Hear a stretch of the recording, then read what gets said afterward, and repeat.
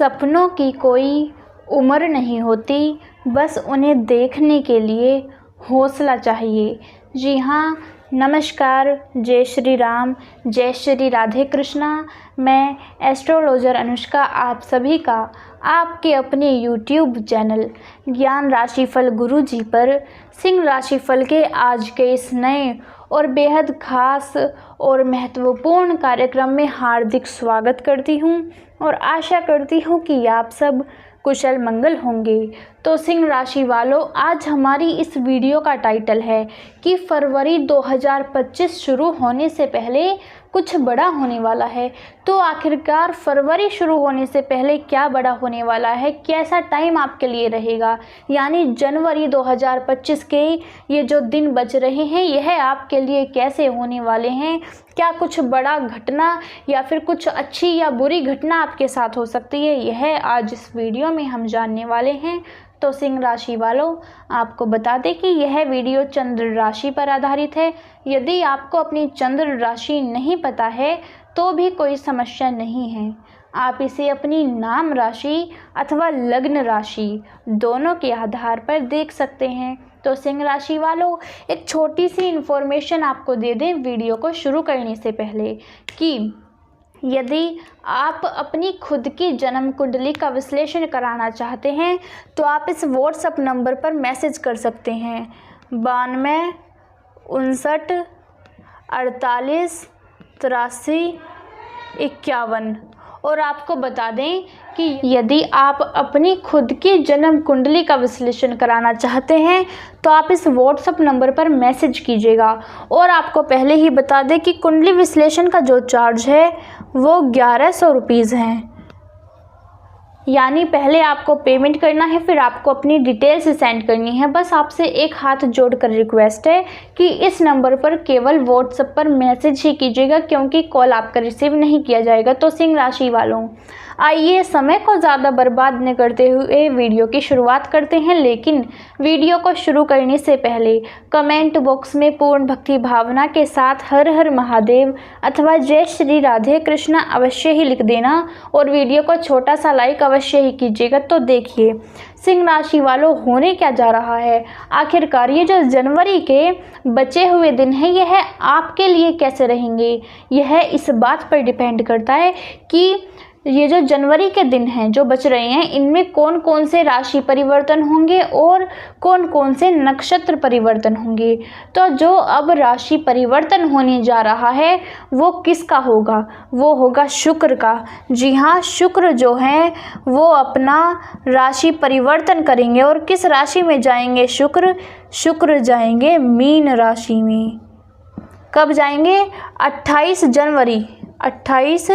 जनवरी को होगा यह राशि परिवर्तन, 28 जनवरी 2025। और अब देखिएगा, ये जो मीन राशि है इस राशि के जो स्वामी हैं वो होते हैं गुरुदेव बृहस्पति। और ये जो शुक्र हैं और ये जो गुरु हैं ये एक दूसरे के शत्रु हैं, यानी शुक्र जो है वो अपने शत्रु की राशि में जाएगी। लेकिन एक दोनों में ही कॉमन बात है, वो यह है कि जो शुक्र हैं और जो गुरु हैं उन दोनों को ही ज्योतिष शास्त्र में शुभ ग्रह माना जाता है, यानी यह भी एक शुभ ग्रह है और यह भी एक शुभ ग्रह है। साथ ही दोनों ही वैवाहिक जीवन के कारक माने जाते हैं, यानी यह भी वैवाहिक जीवन का कारक ग्रह माना जाता है और गुरु भी। लेकिन दोनों ही शुभ ग्रह हैं, लेकिन दोनों ही शत्रु हैं। लेकिन अब इसका क्या इफेक्ट देखने को मिलेगा यह आज इस वीडियो में जानते हैं। तो देखिए, जो शुक्र है वो कहाँ बैठे हुए हैं, वो अपने मित्र की राशि शनि की राशि कुंभ राशि में बैठे हुए हैं। और जो शुक्र हैं वो अब कहाँ आ जाएंगे, शुक्र जाएंगे मीन राशि में। यह है 12वें नंबर की राशि मीन राशि। और यहाँ पर पहले से ही कौन बैठा हुआ है, पहले से ही राहु बैठा हुआ है। और राहु के साथ अब कौन बैठ जाएंगे, यहाँ पर शुक्र बैठ जाएंगे। अब देखिएगा, जो शुक्र हैं वो गुरु के तो शत्रु हैं, लेकिन जो शुक्र हैं और जो राहु हैं वो एक दूसरे के मित्र हैं। तो इसके चलते यह आपके लिए शुक्र और राहु की वजह से टाइम अच्छा रहेगा। लेकिन यह है अष्टम भाव, कुंडली का अष्टम भाव यह है, लेकिन यह अच्छा नहीं माना जाता। कुंडली में 3 भाव अच्छे नहीं माने जाते हैं, छठा, 8वां और 12वां, और यह अष्टम भाव है, 8वां भाव यह है। तो यह आपके लिए फिर यह कैसा होगा, आइए जानते हैं। सबसे पहले सिंह राशि वालों, जो शुक्र है वो 2 राशियों के स्वामी है। कौन कौन सी? एक वृषभ राशि जो कि दूसरे नंबर की राशि है, वृषभ राशि, और एक तुला राशि जो कि 7वें नंबर की राशि है। तो देखिए सिंह राशि वालों, जो 7वें नंबर की राशि है वह है आपकी कुंडली का 3रा भाव। यह है आपकी कुंडली का 3रा भाव। और जो दूसरे नंबर की राशि है यह है कुंडली का 10वां भाव। तो आपको किन किन घर के लाभ मिल सकते हैं, किन किन भाव के लाभ मिल सकते हैं, वो कौन कौन से, आइए जानते हैं। एक ये पहला तो यह भाव है 3रा, और एक यह भाव है 10वां, और एक यह खुद जो है अष्टम भाव। इन 3 हाउसेस के लाभ आपको मिलने वाले हैं। आइए जानते हैं एक एक करके। तो सबसे पहले यहीं से शुरुआत करते हैं कि शुक्र जो है वो यहाँ पर बैठ गए हैं। साथ ही एक और घर का लाभ मिलेगा। कौन सा? जो शुक्र की जो है वो एक दृष्टि होती है। कौन सी? शुक्र की 7वीं दृष्टि होती है, और जो शुक्र की 7वीं दृष्टि है वो जाएगी आपकी कुंडली के दूसरे भाव पर। तो इस दूसरे भाव का भी लाभ आपको मिलेगा। 1, 2, 3, 4, इन 4 घर के लाभ आपको मिलेंगे। तो कौन कौन से मिलेंगे, आइए जानते हैं। सबसे पहले यहीं से शुरुआत करते हैं। जो शुक्र हैं वो ज्योतिष शास्त्र में अच्छे ग्रह माने गए हैं, शुभ ग्रह माने गए हैं। कैसे माने गए हैं? भौतिक सुख के कारक माने जाते हैं, वैवाहिक जीवन के कारक माने जाते हैं। साथ ही जितनी भी सुख सुविधाएं हमें मिलती हैं उन सभी के जो कारक ग्रह होते हैं वो होते हैं शुक्र। शुक्र सुंदरता के भी कारक माने जाते हैं और यह आकर्षक बनाते हैं हमें। तो अब देखिए शुक्र बैठ गए हैं गलत भाव में, यानी बुरे भाव में बैठ गए हैं। लेकिन जो शुक्र है वो आपको कुछ सकारात्मक प्रभाव भी दिखाएंगे और कुछ नकारात्मक प्रभाव भी दिखाएंगे। लेकिन यह बात आपको पता चल पाएगी आपकी खुद की जन्म कुंडली से कि यदि आपकी कुंडली में शुक्र अच्छी पोजीशन पर है, शुभ अवस्था में बैठे हुए हैं, तो आपको अच्छा फल ही देंगे। और यदि आपकी कुंडली में जो शुक्र हैं वो अच्छी पोजीशन पर नहीं है, ऊपर से नीच के हो गए हैं, अशुभ ग्रह की तरह आपकी कुंडली में यह कार्य कर रहे हैं, तो आपको यहाँ पर नकारात्मक प्रभाव को देखने को मिलेगा। इसलिए ही कुंडली का विश्लेषण कराना आवश्यक हो जाता है। तो अब देखिए जो शुक्र है, यदि यहाँ पर शुक्र बैठ गए हैं और सकारात्मक प्रभाव देखे जाए शुक्र के, तो वो यह है कि आपको जो है महिला माध्यम का मतलब है महिला की माध्यम से, किसी स्त्री के माध्यम से आपको आपके बिजनेस अथवा व्यापार में बहुत अच्छा और बहुत ज़्यादा और जल्दी से लाभ मिल सकता है। जी हाँ, अच्छा और जल्दी से लाभ मिल सकता है।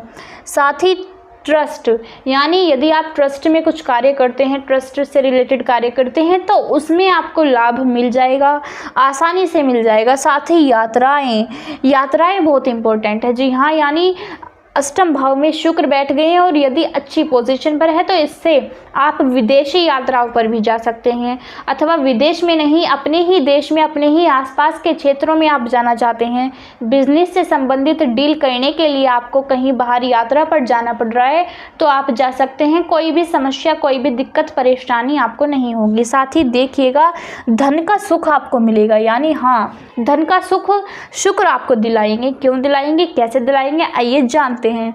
जो शुक्र है उनकी 7वीं दृष्टि है वो आपकी कुंडली के दूसरे भाव पर जा रही है, और जो कुंडली का दूसरा भाव होता है वो होता है धन भाव।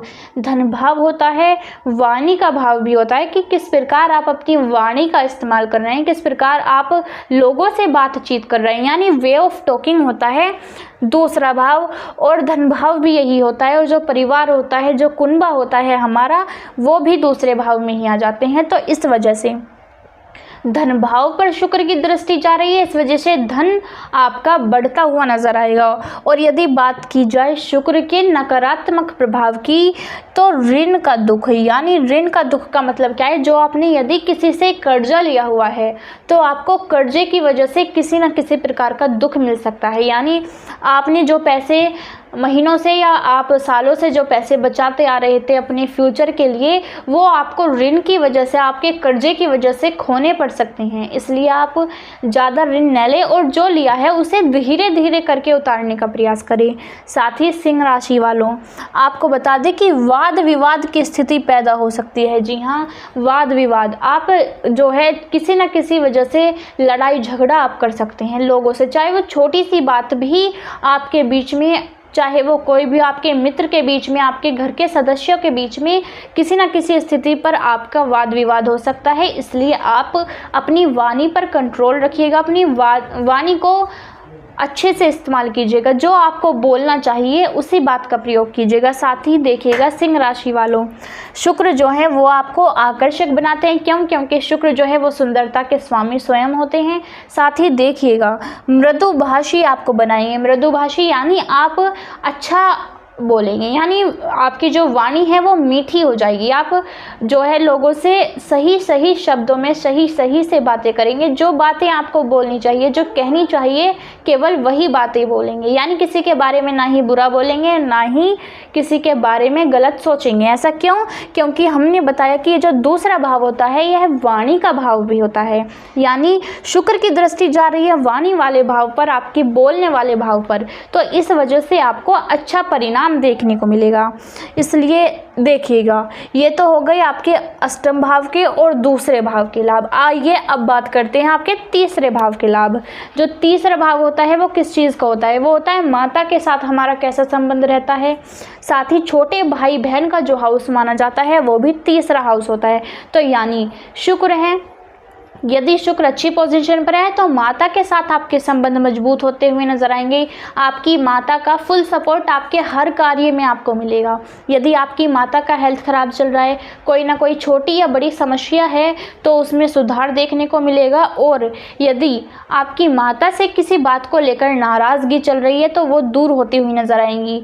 साथ ही देखिएगा सिंह राशि वालों, छोटे भाई बहन का सपोर्ट आपको मिलेगा, अथवा आप या आपके छोटे भाई बहन के साथ यदि किसी ना किसी बात को लेकर बहस चल रही थी, कोई ना कोई, यानी आपकी बोलचाल बंद थी, तो वो अब ऐसा नहीं होगा। अब बोलचाल आपकी ख़त्म होती हुई नज़र आएगी। यानी बोलचाल जो है यदि बंद हो रही थी वो ख़त्म होती हुई नज़र आएगी। यानी आपको फुल सपोर्ट आपके छोटे भाई बहन का मिलेगा, आप भी उनका सपोर्ट करेंगे। साथ ही देखिएगा सिंह राशि वालों, यदि बात की जाए आपकी कुंडली के इस 10वें भाव का क्या लाभ मिलेगा, तो 10वें भाव का जो लाभ है वो आपको अच्छा ही मिलेगा। क्यों?